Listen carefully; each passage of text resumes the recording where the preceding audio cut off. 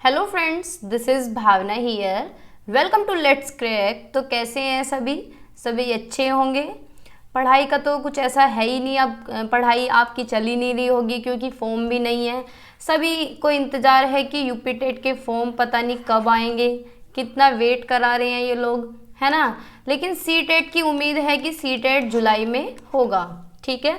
तो इसीलिए हमें क्या है, पढ़ाई तो करनी पड़ेगी। और अगर हम पढ़ाई छोड़ भी देते हैं तो भी हमारा क्या ही फ़ायदा होगा, है ना। देखो लॉस ही होगा, चीज़ें जो टच में है वो भी टच में नहीं रहेंगी। तो इसलिए यही बेहतर है कि कंटिन्यूटी में साइड बाय साइड पढ़ते रहें। देखो इतना नहीं पढ़ना कि 8-10 घंटे आप जिस तरीके से पहले किसी एग्ज़ाम के लिए पढ़ रहे थे ऐसे ना पढ़ के थोड़ा थोड़ा साइड बाय साइड पढ़ते रहें, तो फिर आपको बेनिफिट होगा। आगे आपके टच में भी रहेंगी चीज़ें और आप कंटिन्यूटी में पढ़ते भी रहेंगे, फ्लो भी बना रहेगा, ठीक है। तो ये बात है, हम कर रहे हैं सीडीपी। हम बहुत सारी क्लासेस कर चुके हैं, 20+ क्लासेस हम कर चुके हैं सीडीपी की, ठीक है, जो कि इक्वली बेनिफिशियल हैं। चाहे कोई भी टेट हो, यूपी टेट हो, सी टेट हो, रीट हो, कोई भी टेट हो, देखो सीडीपी सभी जगह आती है, ठीक है। तो अगर आप चैनल पे नए हैं तो सब्सक्राइब कर लें लेट्स क्रैक को, क्योंकि यहाँ यूपी टेट की क्लासेस चली हुई हैं। जो लोग पहले से जुड़े हुए हैं उन्हें पता है कि सी टेट की क्लासेस ऑलरेडी हो चुकी हैं। जो लोग सी टेट के लिए प्रिपेयर कर रहे हैं जुलाई वाले सी टेट के लिए, तो उनके लिए इंग्लिश पेडागोजी मैंने कंप्लीट कराई हुई है, प्लेलिस्ट बनी हुई है, आप जाके देख सकते हैं। हिंदी पेडागोजी कराई हुई है, उसे आप देख लें, ठीक है। मैथ की पेडागोजी बिल्कुल बेसिक से कराई हुई है, वो आप देख सकते हैं, ठीक है। और ईवीएस का कंटेंट प्लस पेडागोजी दोनों मैंने कराई हुई हैं, तो आप उन्हें भी जाके देख सकते हैं। और सीडीपी हम कर रहे हैं, इससे क्या होगा कि आपका बेस तैयार हो जाएगा। जब सी टेट आएगा तब हम नए सिरे से तैयारी करेंगे तो आप अच्छा स्कोर कर पाएंगे, ठीक है। ये बात हुई। बाकी जो बीएड फर्स्ट ईयर में हो चाहे सेकेंड ईयर में हो, वो कॉलेज विद भावना को भी सब्सक्राइब कर लें, क्योंकि यहाँ पे बीएड की क्लासेस चल रही हैं, जैसा कि आप लोगों को पता है। जिन्हें नहीं पता है ये इन्फॉर्मेशन उनके लिए है, ठीक है। यहाँ पे कंटिन्यूटी में क्लासेस चल रही हैं क्योंकि बीएड के एग्ज़ाम भी मई में होने हैं, ठीक है।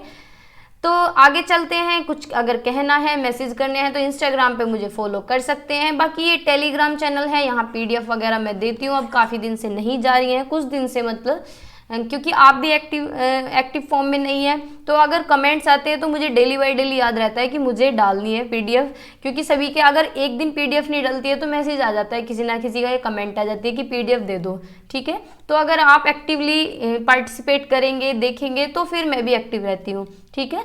बाकी मैं सारी पीडीएफ यहाँ अपलोड कर देती हूँ।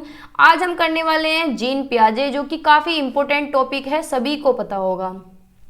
इसके बारे में तो बताने की ज़रूरत ही नहीं है, ये भाई साहब तो हर जगह आपको देखने के लिए मिलेंगे। चाहे आप कोई भी टेट देने जा रहे हैं, चाहे आप कोई भी टीचिंग का एग्ज़ाम दे रहे हैं, या फिर आप टीचिंग में किसी कोर्स कर रहे हैं, चाहे बीटीसी कर रहे हो, बीएड कर रहे हो, सभी जगह पूछा जाता है। देखो बीएड में भी लॉन्ग क्वेश्चन में आएगा, सी टेट में भी भर के आता है, यूपी टेट में भी, रीट में भी, सभी जगह पूछा जाता है, ठीक है। तो जीन पियाजे ये थे, ये इंसान जो सिगरेट पी रहे हैं, ठीक है। तो जीन पियाजे का आज हम सिद्धांत पढ़ेंगे, बहुत ही अच्छे तरीके से पढ़ेंगे, आराम से देखिएगा, ठीक है। तो जीन पियाजे जो थे स्विस साइकोलॉजिस्ट थे, यानी स्विट्जरलैंड के रहने वाले थे, ठीक है। ये भी पूछ लेता है कहाँ के रहने वाले थे, स्विट्जरलैंड के। ये स्विस साइकोलॉजिस्ट थे। इन्होंने सारी जितनी भी रिसर्च है, जितना भी ध्यान है बच्चे के ऊपर दिया है कि बच्चे किस तरीके से सोचते हैं, किस तरीके से मैच्योर होते हैं, एक्टिविटीज़ करके सीखते हैं, अपने एक्सपीरियंसेस के थ्रू सीखते हैं। तो सारा जो ध्यान था इनका बच्चे पे था, ठीक है। इन्हें फादर भी बोला जाता है चाइल्ड साइकोलॉजी का, क्या फादर भी बोला जाता है, ठीक है। यानी बाल मनोविज्ञान का जनक भी इन्हें कहा जाता है। इनकी जो थ्योरी है वो है cognitive developmental theory. Cognitive developmental theory को स्टेज थ्योरी भी कहा जाता है, क्योंकि इन्होंने स्टेजेस दिए, स्टेजेस के माध्यम से बताया कि किस स्टेज में बच्चा क्या क्या प्रक्रिया करता है, क्या क्या प्रोसेस होते हैं, कैसी एक्टिविटीज़ वो करता है। तो इसलिए इन्हें क्या है, इस थ्योरी को स्टेज थ्योरी भी कहा जाता है, ठीक है। रेडिकल कंस्ट्रक्टिविस्ट भी थे ये, और जेनेटिकल एपिस्टेमोलॉजी में भी इन्होंने वर्क किया है, ठीक है। पियाजे का मानना है कि जैसे जैसे बच्चे में जैविक परिपक्वता यानी बायोलॉजिकल मैच्योरेशन आती है, वैसे वैसे वह वस्तु के बारे में अपने दिमाग में कंसेप्ट बना लेता है। यानी देखो, जैसे छोटा बच्चा होता है, जैसे जैसे वो ग्रो करता है वैसे वैसे अपने दिमाग में कंसेप्ट बना लेता है। जैसे कि हम छोटे थे या फिर हमसे जो बड़े एज में है वो उस टाइम पे शक्तिमान देखा करते थे, ठीक है, तो उन्होंने अपने दिमाग में छोटेपन में वही कंसेप्ट बनाया कि ऐसे उंगली घुमाओ और उड़ जाओ, या फिर मिस्टर इंडिया देख के। तो फिर जैसे जैसे बड़े हुए समझ बढ़ती चली गई। तो बच्चा जैसे जैसे बड़ा होता है वो अपने कंसेप्ट खुद बनाता जाता है, ऐसा पियाजे कहते हैं, ठीक है। आगे चलते हैं। इनके अकॉर्डिंग बच्चा क्या होता है, एक्टिव कंस्ट्रक्टर होता है नॉलेज का, यानी एक्टिवली कंस्ट्रक्ट करता है अपनी नॉलेज को, अपने ज्ञान को सक्रिय तरीके से बनाता है, ठीक है, ठीक है। एक्टिवली कंस्ट्रक्ट करता है नॉलेज को, यानी बच्चे क्या होते हैं, सक्रिय ज्ञान निर्माता होते हैं। और इन्हें नन्हे वैज्ञानिक भी इन्होंने कहा है, क्योंकि लिटिल साइंटिस्ट कहा है, क्योंकि बच्चे जो हैं वो जिज्ञासु होते हैं, क्यूरियस होते हैं, चीज़ों को तोड़ मरोड़ के देखते रहते हैं। आपने अपने घर में छोटे बच्चों को देखा होगा किस तरीके से वो चीज़ों को तोड़ते रहते हैं। कोई भी खिलौना लेके आते हैं तो उसे तोड़ेंगे, फिर जोड़ेंगे, फिर उसके पार्ट्स जोड़ेंगे। तो बच्चे क्या होते हैं, नन्हे वैज्ञानिक होते हैं, और ये अपनी समझ खुद बनाते हैं संसार में, अपने कंसेप्ट खुद बिल्डअप करते हैं, ठीक है। इन्होंने एक बहुत अच्छी लाइन कही है कि बच्चों की जो थिंकिंग होती है वो बड़ों के जितनी होती है। भाई बच्चे भी इतना ही सोच पाते हैं, क्योंकि दिमाग तो पूरा ग्रो हो जाता है। अब 5-6 साल का बच्चा है या 7-8 साल का बच्चा है, इतना ही सोचेगा जितना एक बड़ा इंसान सोचता है। लेकिन बड़ा इंसान क्या सोचेगा, उसके पास अगर पैसे आ जाएं तो बड़ा आदमी सोचेगा कि मैं घर बना लेता हूँ, मैं या कोई अपना घर का काम कर लेता हूँ, या कहीं और इन्वेस्ट कर देता हूँ पैसा। छोटा बच्चा क्या सोचेगा कि भाई पैसे आ गए, खिलौने खरीदेंगे या फिर टॉफियाँ खरीदेंगे, खाने की चीज़ खरीदेंगे। तो इनकी क्वांटिटी अलग होती है, ठीक है, सॉरी क्वांटिटी टाइप अलग होते हैं, सोचने के प्रकार अलग होते हैं। कि भाई वे तो सोचते हैं कि हम खिलौने खरीदेंगे, और बड़े सोचते हैं कि हम क्या है, घर गाड़ी बंगला खरीदेंगे, ठीक है। तो क्वांटिटी सेम होती है, तरीका बिल्कुल एक जैसे ही सोचते हैं बच्चे भी और बड़े भी, ठीक है। 4 फैक्टर्स पे बात करते हैं, मैच्योरेशन पे, यानी बच्चे जैसे जैसे मैच्योर होते हैं वैसे ही अपने कंसेप्ट बिल्डअप करते हैं, ठीक है। बच्चे एक्सपीरियंस और एक्टिविटीज़ के थ्रू सीखते हैं। सोशल इंटरेक्शन पे इन्होंने इतना ज़्यादा फोकस नहीं डाला है, लेकिन थोड़ा सा फोकस डाला है, इतना ज़्यादा ये पॉइंट इतना मेन नहीं है, ठीक है। और इन्होंने इक्विलिब्रेशन की बात भी की है अपने कॉग्निटिव कंसेप्ट में, ठीक है। इसके बारे में भी आगे पढ़ते हैं, ठीक है। ये हमने पढ़ लिया है कि बच्चे क्या हैं, नन्हे वैज्ञानिक होते हैं। एक बात और इन्होंने कही है, ये बिल्कुल डिक्टो सीटेट में पूछी गई है, बार बार पूछी जाती है, क्या कि ये कहते हैं first thought develops then language, यानी पहले क्या है, बच्चे के दिमाग में विचार आते हैं फिर उसकी भाषा उत्पन्न होती है। पहले विचार आते हैं जब भाषा विकसित होती है, ठीक है।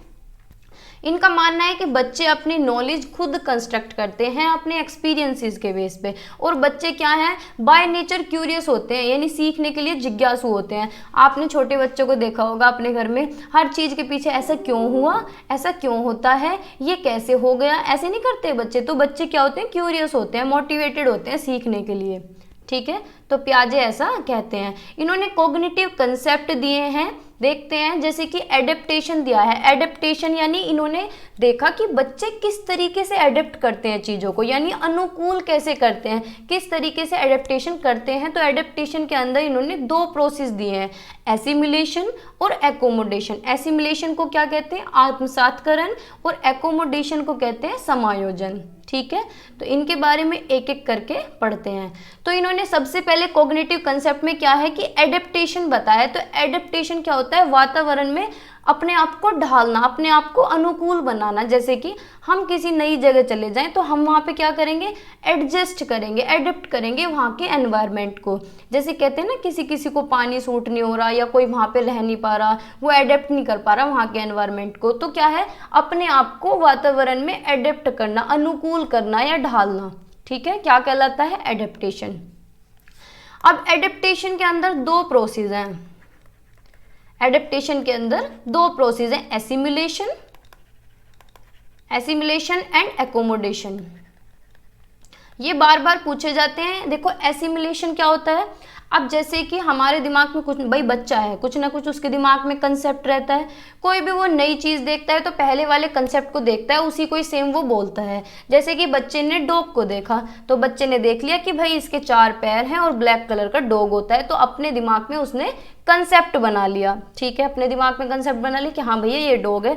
तो फिर वो आगे चला या फिर उसने एक कुत्ता और देखा, वो वाइट कलर का था, तो जो उसके दिमाग में पहले से नॉलेज थी उसमें उसने कुछ ऐड कर लिया, ठीक है, उसने ऐड कर लिया कि अच्छा वाइट कलर का भी डॉग होता है, यानी प्री एग्जिस्टिंग नॉलेज में क्या है, कुछ इंफॉर्मेशन ऐड कर लेना, ठीक है। तो ये क्या कहलाता है, एसिमिलेशन यानी आत्मसातकरण।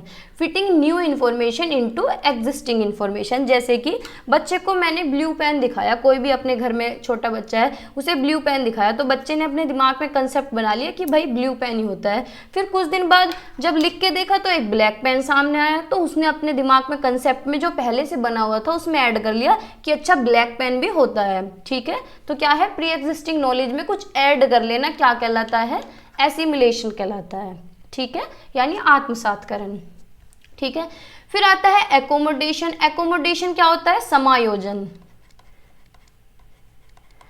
क्या होता है, समायोजन, कि बच्चे ने क्या है, बच्चे ने फिर बिल्ली देखी, बच्चे ने कहा कि ये भी डॉग ही है, तो उसकी मम्मी ने बताया कि ये डॉग नहीं है, ये कैट है। ऐसा नहीं है कि 4 पैर वाले डॉग ही होते हैं, कैट भी होते हैं, बफेलो भी होते हैं, बहुत सारे एनिमल होते हैं। तो बच्चे ने क्या किया, सारी इन्फॉर्मेशन जो उसके दिमाग में थी वो मॉडिफाई कर ली, वो चेंज कर ली।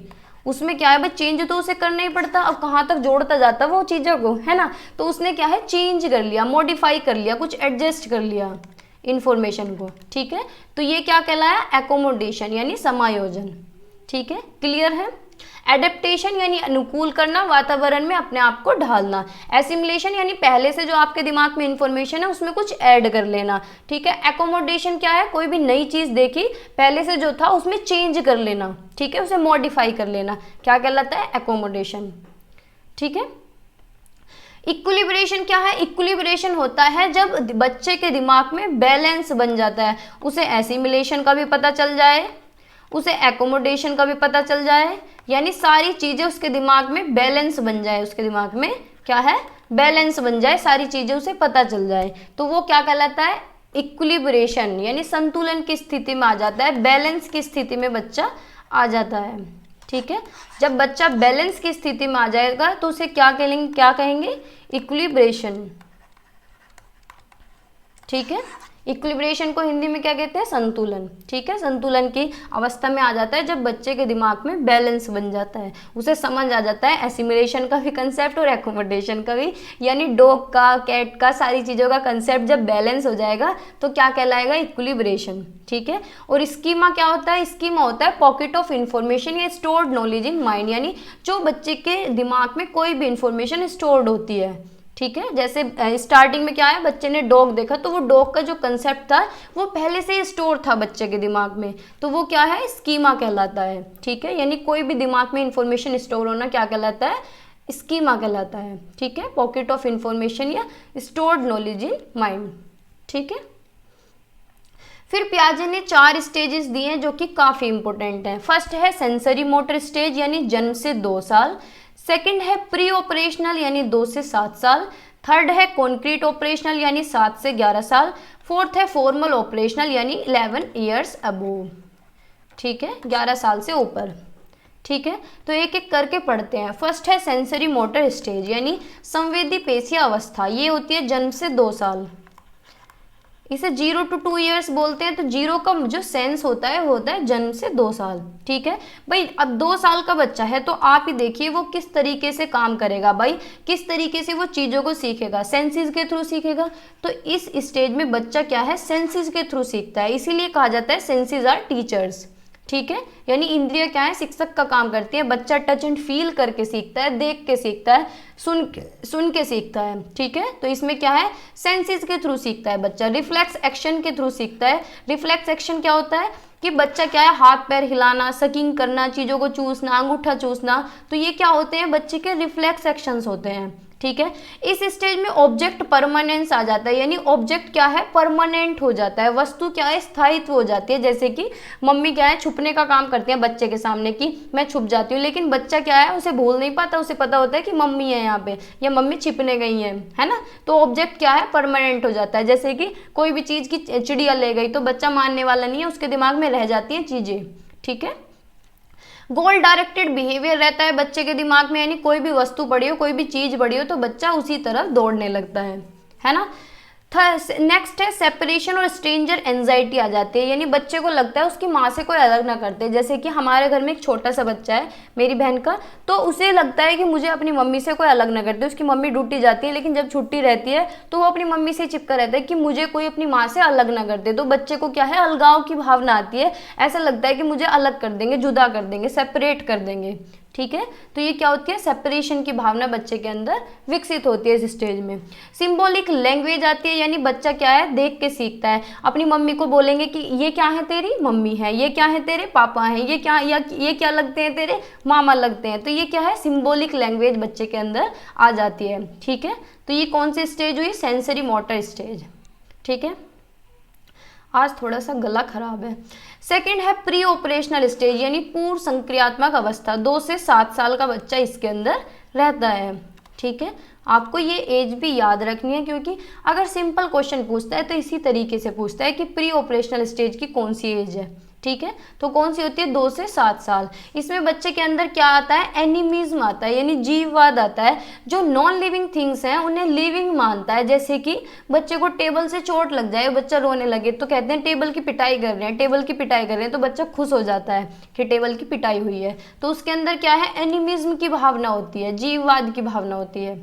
ठीक है, ईगोसेंट्रिज्म आ जाता है बच्चे के अंदर, अहम केंद्रिता आ जाती है। बच्चे को लगता है कि बस मैं ही ठीक हूँ, उसे कोई भी चीज़ समझाने लगो तो वो कहेगा नहीं मैं सही हूँ। ठीक है, मैं सही हूँ, यानी अपना ही पर्सपेक्टिव रखता है वो सामने। ठीक है, तो ये क्या है, ईगोसेंट्रिज्म, यानी अहंकार की भावना आती है कि जो मैं कह रहा हूँ वही ठीक है। इलॉजिकल बच्चे की बातें आपने सुनी होंगी, 2 से 7 साल का कोई बच्चा हो तो इलॉजिकल बातें करता है, उसकी बातों में कोई भी लॉजिक नहीं होता है। ऐसा क्यों हो रहा है, मैंने मम्मा ये देखा, मैंने सपने में ये देखा, मैंने फ़ोन में ये देखा, तो उसकी बातें क्या है, बिल्कुल इलॉजिकल रहती है, एक तरह से निरर्थक बातें करता है बच्चा।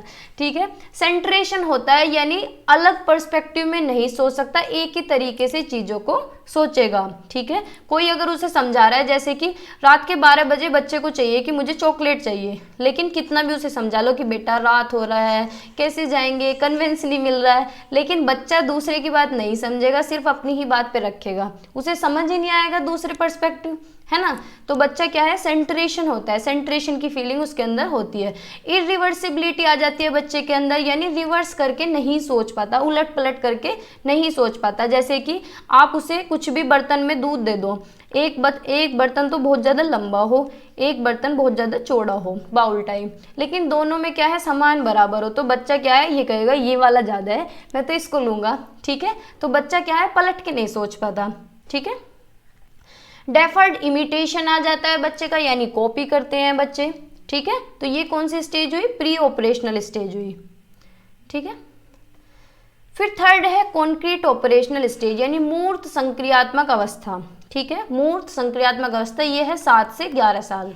अब 7 से 11 साल का बच्चा थोड़ा सा तो बड़ा हो जाता है ना। तो इसमें क्या है, बच्चा लॉजिक लगाना शुरू कर देता है, चीज़ों में तर्क लगाना शुरू कर देता है, उसके अंदर कंजर्वेशन भी आ जाता है, यानी बच्चे को ये कंसेप्ट समझ आ जाता है कि बर्तन चाहे बड़ा हो चाहे बर्तन छोटा हो, चीज़ दोनों में बराबर आएगी। और ये एक्सपेरिमेंट पियाजे ने किया भी था बच्चे के ऊपर कि उसने क्या है, 100 ml पानी क्या है लंबे बर्तन में डाला, 100 ml पानी चौड़े बर्तन में डाला। ठीक है, फिर उसने बच्चे से पूछा, मतलब एक्सपेरिमेंट किया बच्चे के ऊपर, तो 7 से 11 साल के जो बच्चे थे उन्हें ये कंसेप्ट समझ आया कि पानी चाहे बड़े बर्तन में हो चाहे छोटे बर्तन में हो, क्या है, सेम रहेगी, इनकी क्वांटिटी क्या है, सेम रहेगी। तो कंजर्वेशन की भावना बच्चे के अंदर आ जाती है, वो पलट के सोचने लगता है, उसे पता चल जाता है कि 2 into 4 करो या फिर 4 into 2 करो, चीज़ें सेम ही निकल के आएंगी, रिवर्सिबिलिटी करने लगता है। ठीक है, क्लास इंक्लूजन आ जाएगा, जैसे कि सामान दे दो, लकड़ी का सामान दे दो, लोहे का दे दो, प्लास्टिक का दे दो, तो बच्चा क्या है, इन्हें क्लास में लगाना शुरू कर देगा कि प्लास्टिक का एक तरफ, लोहे का एक तरफ, लकड़ी का एक तरफ। सीरिएशन आ जाता है बच्चे के अंदर, क्या आ जाता है, सीरिएशन आ जाता है, यानी चीज़ों को सीरीज में लगाना शुरू कर देता है। ठीक है, कॉन्क्रीट थिंकिंग आ जाती है, यानी देख के चीज़ों को समझने लगता है, कोई भी कंसेप्ट हम उसे समझा रहे हैं और उसे लाइव एग्जांपल दे रहे हैं, टच एंड फील करा रहे हैं, कोई भी चीज़ दिखा रहे हैं और दिखा के समझा रहे हैं, तो बच्चा समझने लगता है, यानी कॉन्क्रीट थिंकिंग उसके अंदर आ जाती है, कॉन्क्रीट चीज़ों से वो समझने लगता है। ठीक है, तो ये कौन सी स्टेज हुई, कॉन्क्रीट ऑपरेशनल स्टेज, यानी मूर्त संक्रियात्मक अवस्था। ठीक है, ध्यान रखेंगे ना। मेरा गला बिल्कुल भी काम नहीं कर रहा है। फोर्थ है फॉर्मल ऑपरेशनल स्टेज, यानी 11 ईयर्स अबोव। 11 ईयर्स अबोव यानी 11 साल से ऊपर का जो बच्चा होता है वो फॉर्मल ऑपरेशनल स्टेज में आता है। इसमें क्या है, इसमें ज़्यादा कुछ नहीं पूछा जाता, 3 से 4 टर्म्स हैं जो कि पूछे जाते हैं। देखो इसमें जब 11 साल से ऊपर का बच्चा आ जाएगा तो एब्स्ट्रैक्ट थिंकिंग लगाने लगेगा, यानी उसकी सोच जो है अमूर्त हो जाएगी। जैसे कि अब तक हम बच्चे को कॉन्क्रीट थिंकिंग या कॉन्क्रीट कंसेप्ट के थ्रू सिखा रहे थे, जैसे कि हमें बच्चे को शेप सिखाना है, रेक्टेंगल के बारे में बताना है, ट्रायंगल के बारे में बताना है। तो अभी तक हम क्या कर रहे थे कि बच्चे को पहले कॉन्क्रीट दिखाएंगे, यानी ट्रायंगल की शेप दिखाएंगे, रेक्टेंगल की शेप दिखाएंगे। लेकिन एब्स्ट्रैक्ट थिंकिंग क्या है कि बच्चा बिना देखे भी पूरा चैप्टर कर सकता है, तो उसके अंदर एब्स्ट्रैक्ट थिंकिंग डेवलप हो चुकी है, यानी अमूर्त सोच डेवलप हो चुकी है। ठीक है, बच्चे के अंदर अमूर्त सोच डेवलप हो चुकी है। हाइपोथेटिको डिडक्टिव रीजनिंग लगाने लगा है, यानी डायरेक्ट रूल से भी क्वेश्चन करने लगा है इस स्टेज में बच्चा। रिफ्लेक्टिव थिंकिंग करने लगा है, यानी चिंतनशील सोच हो गई है, अलग अलग पर्सपेक्टिव में बच्चा सोच सकेगा। ठीक है, तो ये हुई फॉर्मल ऑपरेशनल स्टेज, यानी 4 स्टेजेस थी इसकी होपफुली आपको ये समझ आई होंगी। मेरे गले में बहुत ज़्यादा प्रॉब्लम है। बाकी आज की क्लास में इतना ही रखते हैं। अगर चैनल पे नए हैं तो सब्सक्राइब कर लें लेट्स क्रैक को, और अगर वीडियोज अच्छी लग रही हैं थोड़ी सी भी तो शेयर भी कर सकते हैं। ठीक है, बाय बाय, टेक केयर, पढ़ते रहिए, मुस्कुराते रहिए।